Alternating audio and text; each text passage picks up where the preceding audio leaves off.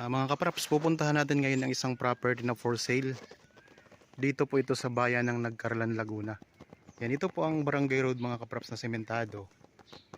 Tapos, ito naman po ang papuntang National Highway. Ayan lang po mga kapraps, oh, yung pinanggalingan ng tricycle. Tapos ang property na i-offer ko sa inyo ngayon, ito po. Ito pong dadaanan natin. So, meron siyang kalahati na semento na rin. Tapos pwede na po ninyo ipasok dito yung sasakyan. Tara, puntahan natin.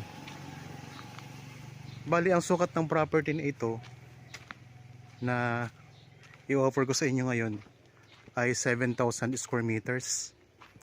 Ito ay isang mango farm. May mga tanim po niya ay mga mangga. Tapos may pailan-ilan din po na tanim na rambutan. So ito'y barangay road na rin mga kapraps ang dinadaanan natin. Yan, ito na po ang property. So sabi ko kanina pwede na nga pong ipasok ang inyong sasakyan dito. Yan. So ito yung pinaka boundary niya. Tapos ito may bakod na po yan sa gilid. Ito na mga kapraps, oh, ang daming mga ito ay mga puno ng mangga.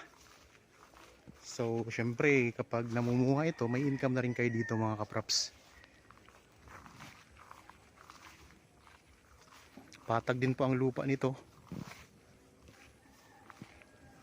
Yan, sa mga viewers po ngayon na naghahanap ng property na ang tanim ay mga mangga. So ito, napakaganda nito mga kapraps. So 7,000 square meters lang ito. Ang presyo nito ay makikita nyo sa description box at sa title nitong video.